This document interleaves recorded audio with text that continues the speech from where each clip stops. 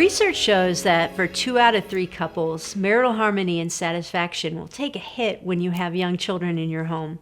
For many couples, tension and conflict around sexuality is a big reason for this.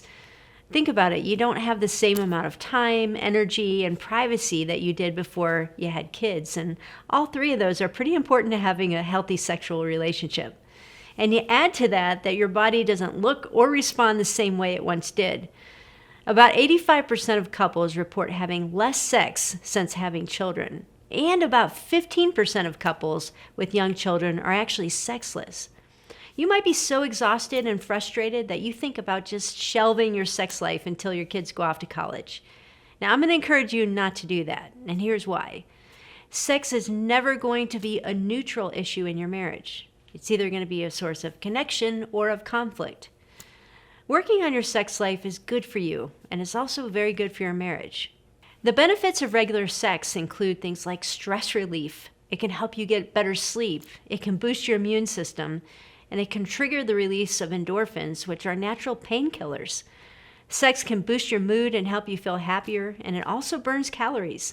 Some studies indicate that having regular sex can contribute to longevity. Sex is good for you, and it's important for your marriage. Having sex at least once a week is correlated with a happier marriage and greater marriage satisfaction. Now, one key to understanding this is the role of oxytocin. Oxytocin is often called the cuddle hormone. It's associated with bonding. A woman's body produces massive amounts of oxytocin when giving birth and breastfeeding. This is God's way of helping a mom feel so connected to her child that she can overlook some of the extraordinary challenges of parenting a young child. Now, women have a greater capacity to produce oxytocin in relationships in general. This is why women are quicker to bond with a new friend than the average man might be. Sex releases a huge amount of oxytocin, particularly for men.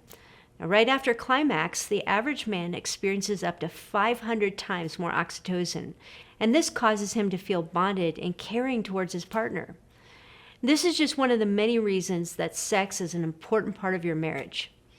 But let's be honest, most women have some pretty significant barriers to engaging in and enjoying sex, and this is particularly true during the busy parenting years.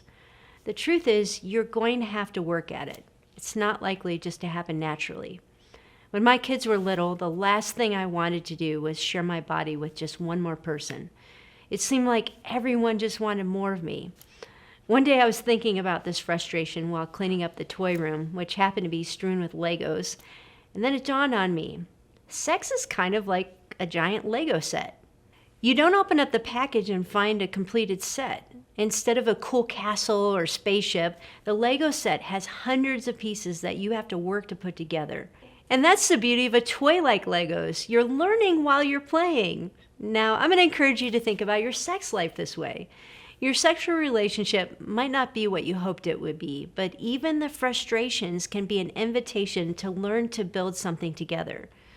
I want to share with you a few keys to the process of building a thriving sex life within your marriage. The first key is to change your paradigm from thinking about having sex to building intimacy. The best sex is not just an activity that people are doing with their bodies. Instead, it's the ongoing journey of sharing intimately with each other. When the focus is on sexual activity, all the emphasis is on the body. How do I look? How good is the sex? Did we climax? Are we still compatible? Now, we've been taught by the narratives of our culture to think about sex primarily in relation to the immediate need and sexual chemistry. While most couples begin their relationship with this focus, a healthy sex life is going to require shifting to becoming more invested in the journey of sharing sexually with each other. I hate to break it to you, but over time, sexual chemistry and attractiveness will just fade. And this is why it's critical for you to shift to the goal of building intimacy with your spouse. You want to have a sex life that goes way deeper than just physical attraction and release. Sex can become one of the most intimate aspects of your relationship, even if your bodies don't look like they once did.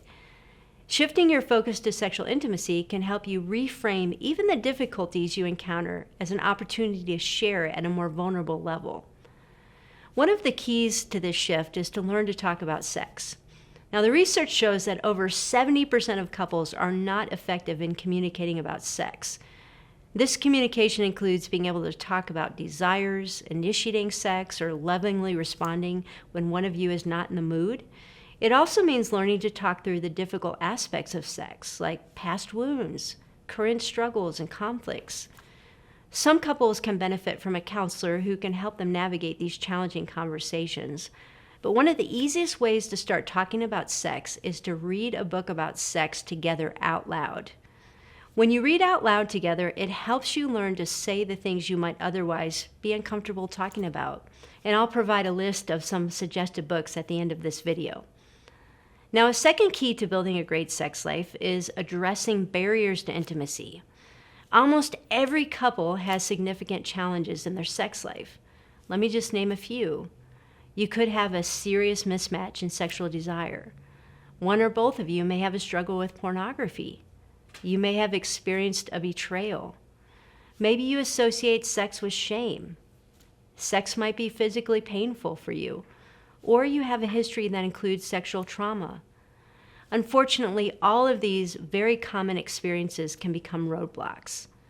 Each one of these barriers can create a dynamic where sex becomes a place of anxiety rather than forging vulnerability and intimacy. Addressing barriers like this is not a one-time conversation, but an ongoing pursuit. You can't just get over a porn struggle by promising to never look at it again.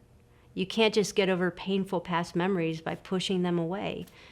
And in most cases, sexual pain doesn't magically disappear. You're going to need help. Now, fortunately, there are a lot of great resources, including books, ministries, and experts, to help you address these kinds of issues. But you have to take advantage of those. Please be intentional and courageous in getting the encouragement and expertise that you need in overcoming these barriers.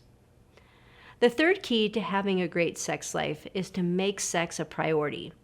As counterintuitive as it sounds, you're going to have to work to make your sexual relationship something that's not just another chore. Part of making sex a priority includes eliminating distractions and time wasters. One culprit is social media, or media in general. The latest research indicates that Americans spend an average of 12 hours a day consuming media. As a mom, your number might be lower, but media likely gobbles up more of your time and energy than you realize. Be jealous of what's stealing your attention. You can also protect your sex life by setting appropriate boundaries with your little ones. Consider making your bedroom off limits to your kids, installing a privacy lock on your bedroom door, and using a white noise machine to give you some more privacy. Getting rid of distractions is one part of that equation, but then you also need to learn to build time for sex into your calendar. Now, let me give you 2 practical ideas of how you can do this. First, you can schedule sex. Now, I know that sounds very unromantic, but couples who schedule sex actually end up having more sex than couples that don't. If you leave it to chance, like having sex only when you and your partner are in the mood at the same time, your children are sleeping, and you both have enough energy, you're going to end up becoming one of those sexless couples I mentioned earlier. Over 70% of women and 25% of men have what is known as receptive sexual desire. This means they don't naturally think about sex, but can enjoy it once they start engaging in flirtation and foreplay. This means that most women won't naturally initiate sex with their partner, especially when distracted and exhausted. And this is why putting time set aside for intimacy on the calendar prompts them to think about and plan for sex. Now, keep in mind that your testosterone level is highest in the morning, and this means that you might not want to always plan to have sex once you finally get those kids to bed. The second way you can make time for sex is to put a reminder on your calendar. Now, this is not the same thing as scheduling sex. I have a good friend who, when she had 3 young children, she put the initials TS on her calendar a few times a week. And this was her reminder to think sex. My friend would think about romantic times she had with her husband and anticipate being sexual with him. She even memorized portions of the biblical book, Song of Solomon, to remind herself that God wants her to enjoy her husband's body. Sometimes she planned a creative sexual date with candles, fun foods, and mood music. You know, sex therapists often say that your mind is your most important sexual organ. Use it to anticipate sex rather than getting into a cycle of dreading it. And finally, let me leave you with an encouragement. For over a decade, sex was the most frustrating and conflict-ridden part of my marriage.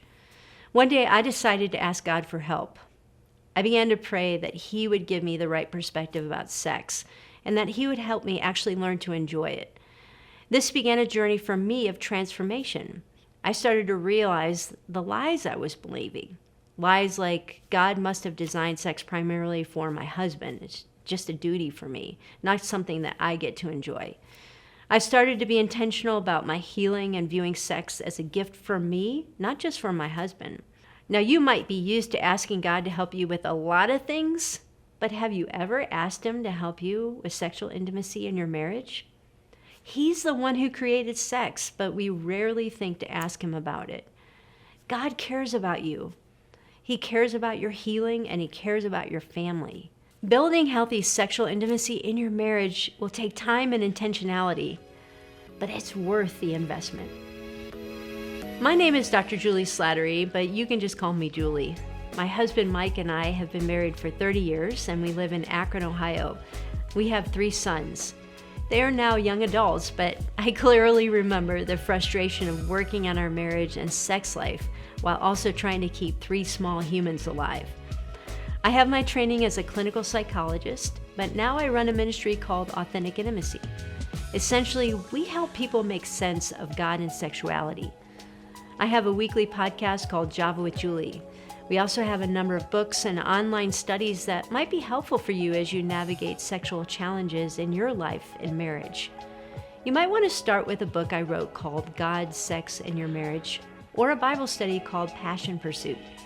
You can find those resources and others at our website, AuthenticIntimacy.com, and at the QR code on your screen.